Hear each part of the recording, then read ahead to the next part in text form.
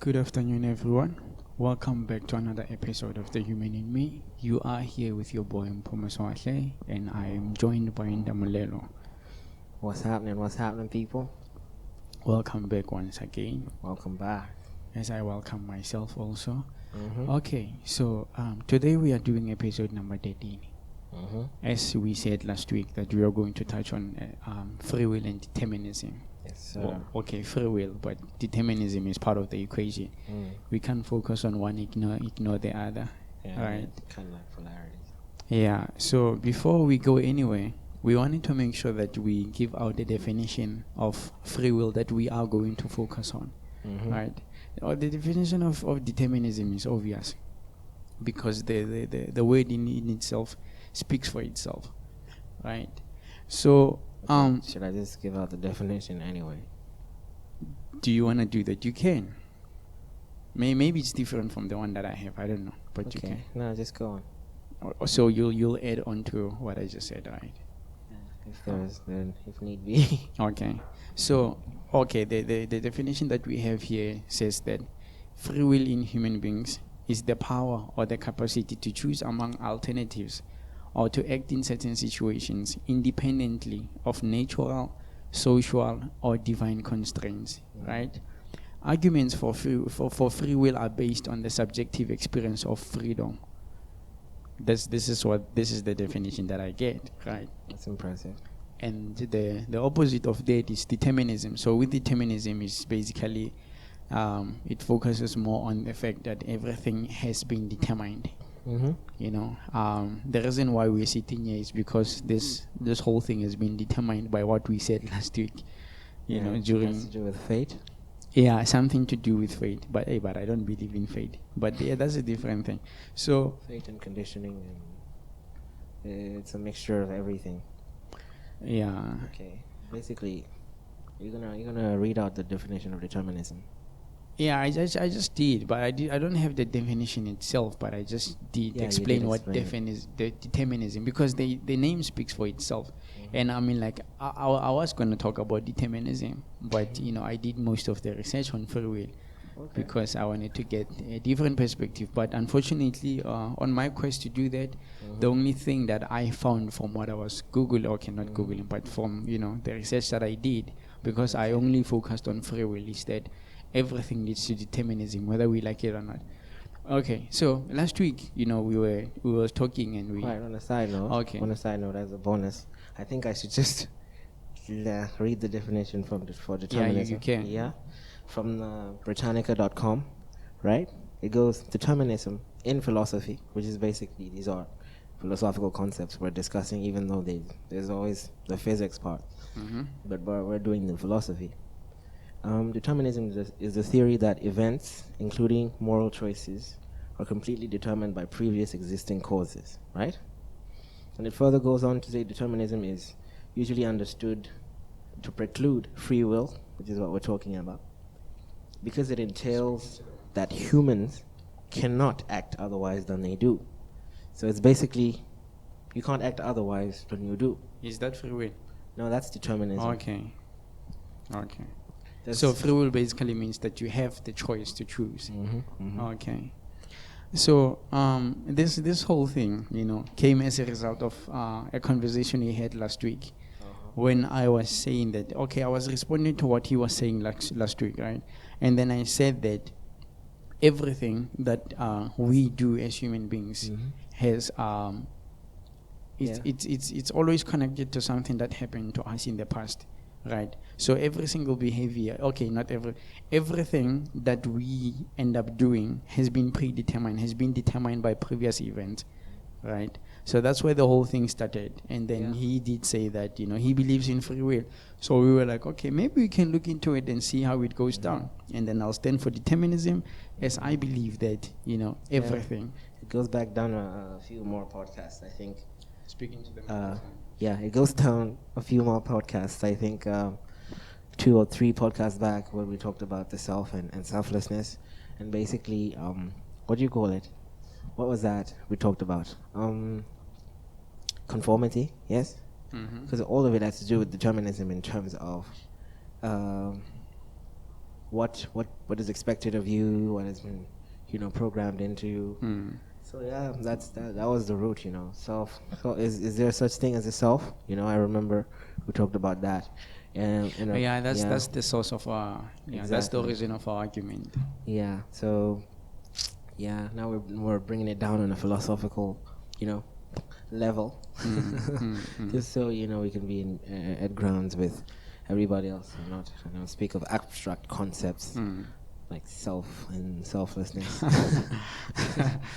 Okay, so this is the thing, right? This is the thing with our argument is that what we need to realize here is that, speaking on behalf of determinism, right, that everything has been determined. Every single thing every single thing that you've been exposed to from the moment you were after conception, everything that you've been exposed to after conception until Even you before? developed. Even before. Conception is the beginning of Oh, pregnancy. fuck. Yeah. Oh, even before though. What do you mean even before? Like when in terms of not in terms of the sperm, but in terms of the ovary. Depending on the woman and what she's done and all that. Yeah, obviously that also depends on the man, because you can be infertile as a man and not have children. So Yeah, even before. even your sperm count obviously Exactly. contributes to the whole thing. Even your genetics as the man who Even the upbringing of those that are conceiving you. even the upbringing of the ones you're wow, I can't believe we went that far. Even the ones who came before that. Okay, so Yeah, even their conception. fuck you. We are taking it too far. So okay, so the thing here is that I was saying, Naguti, as I've been saying all these episodes, Uguti, you are born into this world, and then you are shaped into the person that you become ultimately, right? And obviously with that comes this whole thing, Yaguti. Every single behavior that you project into the outside world will always be influenced by something. Like, there's no such a thing as you thinking or doing things independent of everything else. Because even when you look at the fact that you have people who love pizza, you have people who like ice creams, you have people who like chocolates. The reason why they like those things is because of previous experiences, right? And the fact that they grew up in an environment where pizza and ice cream are, part of the food that we eat. If those things were not there, your love for pizza, your love for ice cream wouldn't be there. You wouldn't even consider yourself as, someone who loves that. It's basically the same thing that happens with people who say that they love food. If you grow up in an environment where there were not enough food, you wouldn't say the same thing. You only love food because there's abundance of food in your environment. But if that was not the case, then you wouldn't love food. And then Askis, I'll give you a chance. That's fine. And then another thing is that even the decisions that you make, career-wise, the person that you choose to date, the concert, the musical concerts you choose to go to, the movies that you watch, are all determined by your previous experiences. I remember when we're talking about movies, I remember this one time I went to the cinema to watch this movie called Breaking In, right, by this lady called Gabriela Union. Was she the leading star? Yeah, she was the leading actor. Yeah, she was the leading actress. So basically, what what happened in the movie is that her father passes away, who happens to be one of those affluent people with a lot of money. So she needs to go to her father's house for the funeral. So that's where the funeral is going to be held. To her surprise, when she gets into the house, there are people who come there, and then they get inside the house because they're looking for something, and then they realize that there are people inside the house. So at the time when they got inside the house, she was outside. The kids were still inside, right? So it was that whole thing resulted in a hostage, basically.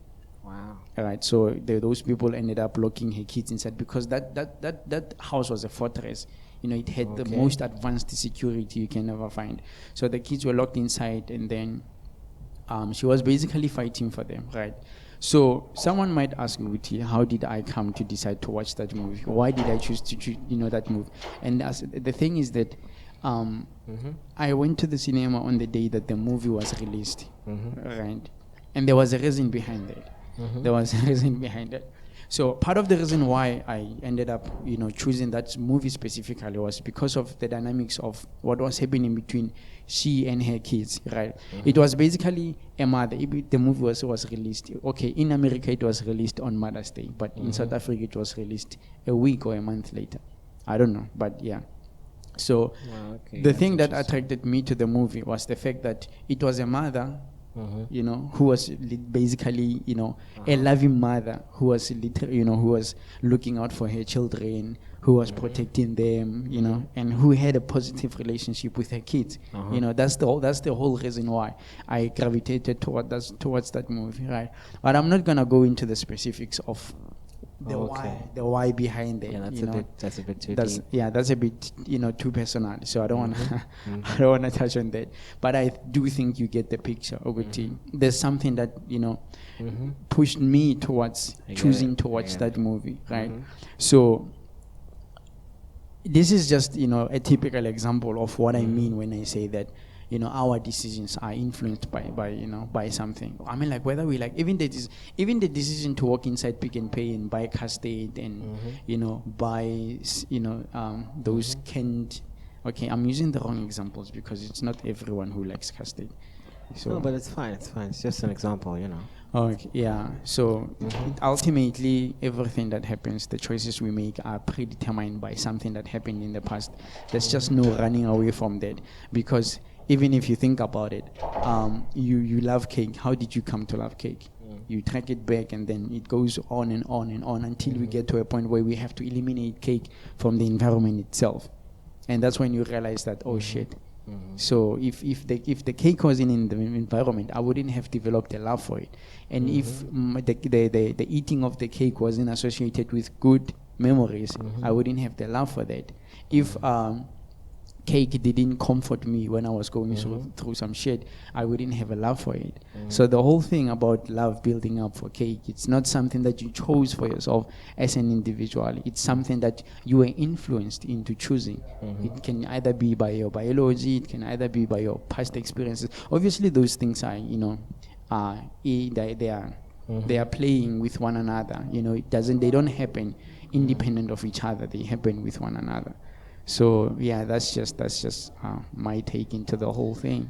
Yeah, I realized what you were talking that, since we're talking about, since we're discussing determinism versus, free will in a philosophical, point of view, for me, I think there's no way to, to say or to validate free will when it's a philosophical argument, because it's impossible, right? I just realized that. Because like the only way free will can be true is if we speak of it and define it from the point of abstract concepts, right? What do you mean from the point of abstract concepts? While you were talking, I understood what you meant by the subjectivity. No, not the subjectivity, but determinism as well, right? Yeah. And I got to realize how how much sense it makes, right? Okay. And then, as I was doing that, when I went back to free will, the only way I could reason it into existence was defining it in abstract terms, right? But okay. In a way that you... Exactly. Okay. In a way that I most understood, right? But basically, since I read one of Carl Jung's works, and I read one of Carl Jung's works, and they always find a way to make their arguments theoretical, philosophical, as well as abstract in terms of because it's what's going on in the person's mind, right? And I think whether or not the two are valid is a matter of the standpoint you take, and what you choose to believe, and which group chooses to accept what, and the criteria you set for whatever is fitting. Because for me, I realized that according to my abstractness, Mm-hmm. determinism can only lead you toward what I'd call the self, right? So basically, it's like free will and determinism are polarities that Let's see what you together- have to say about free together will. together validate one another, right? It's like But does this- free will exist in itself? Okay. Because it seems like you do believe that it exists, and for me, I'm just not. Yeah, exactly. That's what I mean.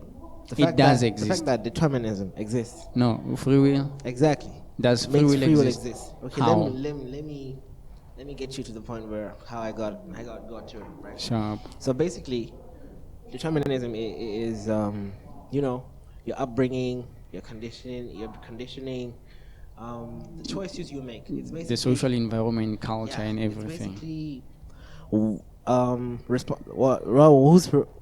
the responsible element for determinism is your subconscious mind, right?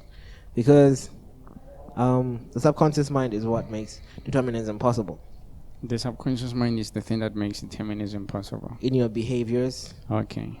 right? And then Ah. there's biology, right? Mhm.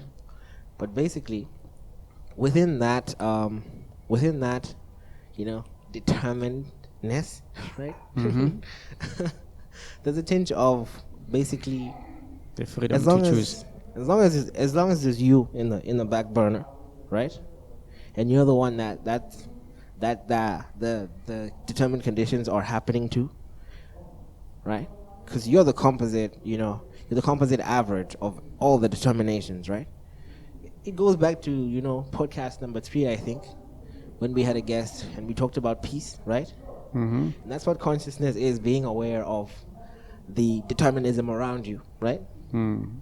And basically, even though you're being aware, that entity that's still aware is still, that person who has been affected by all the determinism. Sure.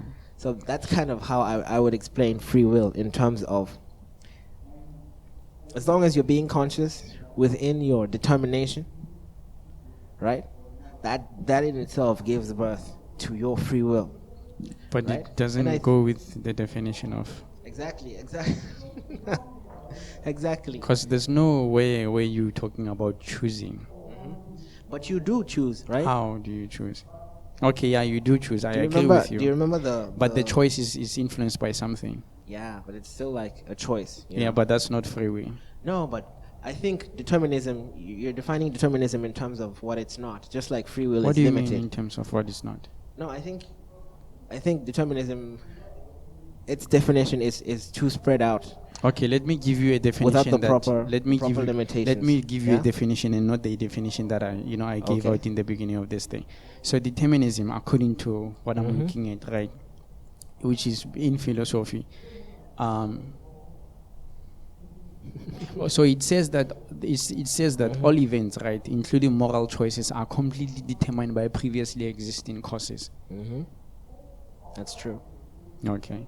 So they go on to say that determinism is usually understood to preclude free will because it entails that humans cannot act otherwise than they do. Yeah, that's the definition I gave up earlier, right? And basically, like I'm saying, right, that determinism can only be true if an individual is completely unconscious. Determinism can only happen If an individual is, even if you are conscious. no. What do you mean? It depends on what you mean by consciousness, right? There's consciousness of, being aware of stuff, and then there's consciousness of being aware of your mind, which is what we're doing, right? How do you become aware of your mind? Being aware of your mind and how it works, right? And what it does to you, and it's basically. I have a question with regards to that, right? Uh-huh. Do you generate thoughts or thoughts just pop into your mind?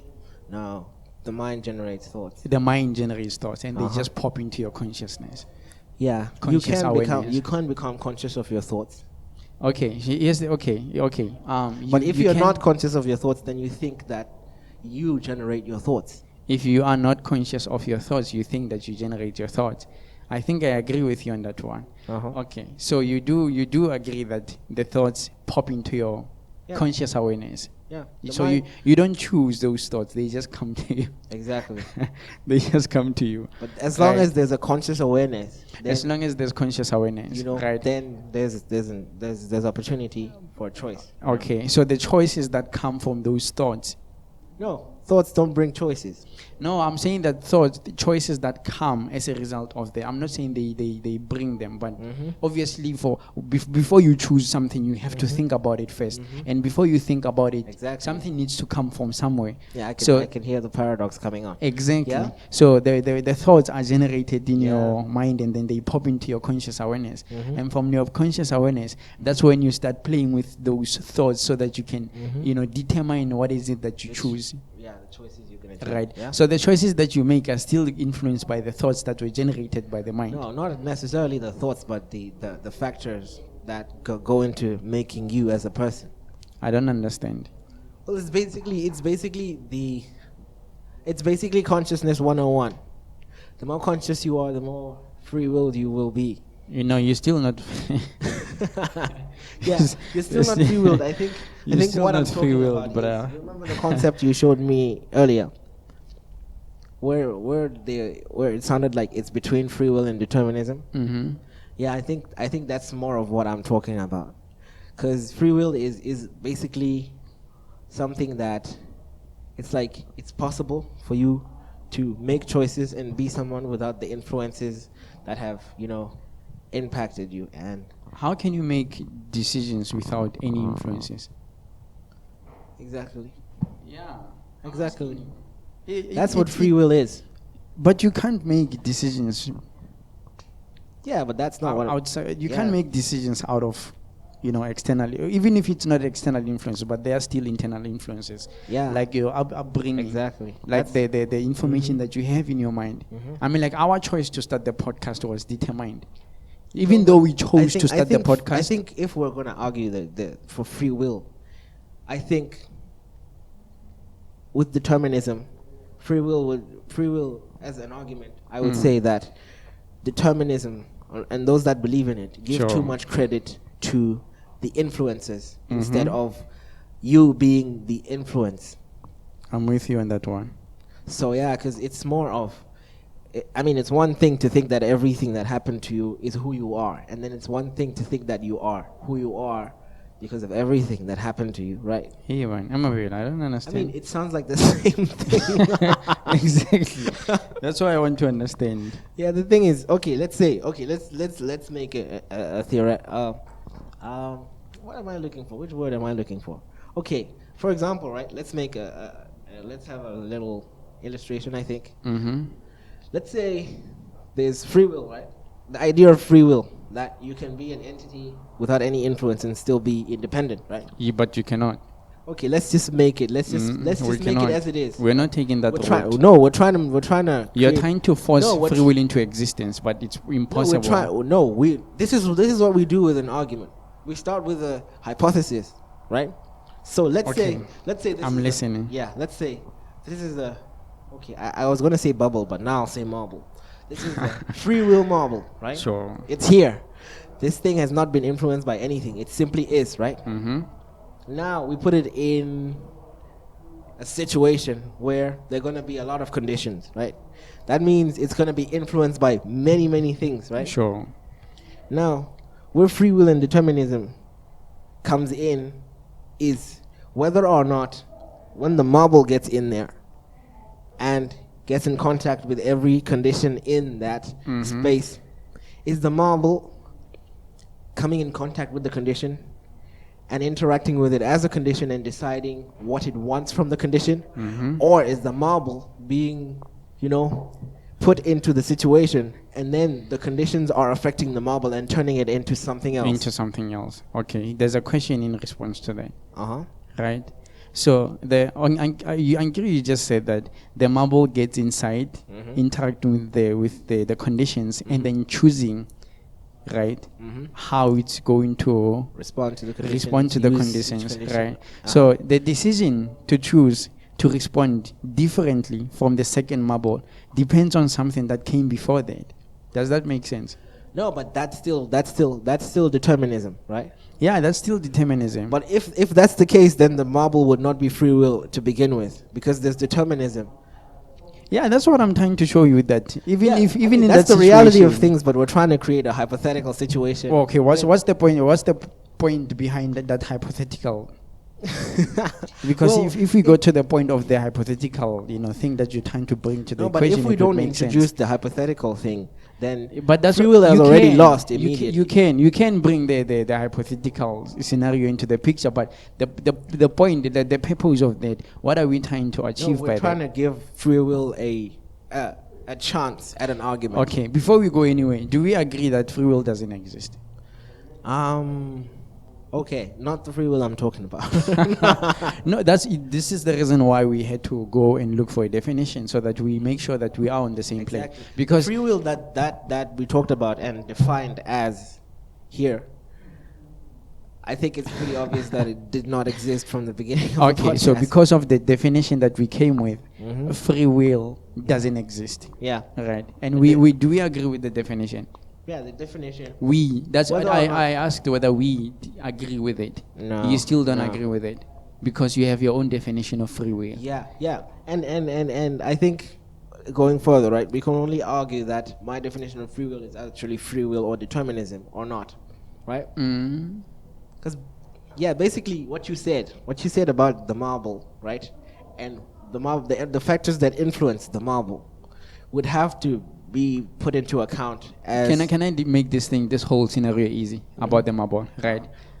The thing that would determine whether the marble survives in those situations or not is the thing that will determine whether the marble survives or not when it gets into the situation is how the marble was made, the material from which the marble was That's made. what I'm saying. So the strength of the marble, as soon as it gets in there, is influenced by something that happened before the marble could be. Exactly. So the way the marble is going to react to those situations is determined, is predetermined, right? So there's no free will in there. Yeah, but I'm saying there's free will within that.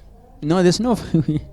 No, There's no free will. there's free will within determinism as long as the free will is put in my definition. Since we've already established that the free will. As long as it's put in your definition. You see, that's where Yeah, the problem lies exactly. now. Because if we're going to start, this is the same reason. I was reading an article yesterday on vestibular disorders, right? And I couldn't understand why these people were trying to define things so much, right? But I came to realize that the definition, when they try to define things, they're trying to make sure that all of them are on the same plane. Right. They have a working definition. Exactly, they have a working definition, and on top of that working definition, they have to determine a diagnostic criteria from the definition. So if we come with our own different, right, the diagnostic criteria is not going to be the same. And with the diagnostic criteria not being the same, that simply means that there are people who are going to be diagnosed with things they don't have. That's true. Those are the dangers of Exactly. us using our own definitions. But still, the dangers of sticking to one definition, which is why there has to be multiple definitions and opposing theories, is because that one definition may be limited, and its diagnosis may still be incorrect. Tell us how determinism is limited. In terms of determinism, right? It's limited in terms of? In terms of, it makes... This was supposed to be an listen, informative thing, but it we are makes- arguing. Yeah, it makes the assumption, right, that the fact that the factors that come together, right, to create an entity. Listen, it makes the assumption that the factors. No, you can't tell me to listen when you're not doing things properly. Highball. But I am. No. Okay, continue. Okay. It makes the assumption that the factors that come together to make the entity, which we have said has no free will, but it might have free will if the entity is acknowledged as it is. Might. It might have free will because it doesn't have free will in the eyes of determinists, Yeah. but in the eyes of free will people it does, because How does it have free will? it's not, the entity is not a composite average of what has happened to it. The entity is what it is, right? The composite averages of what it is make the entity. It's a new thing. That makes it a different thing. Not You're speaking in abstract terms now. I'm finding it difficult to follow. okay. let's okay. You let's, use real life examples to show all right, that free all will right, actually all right. exists. Let's talk an omelet, right? An omelet.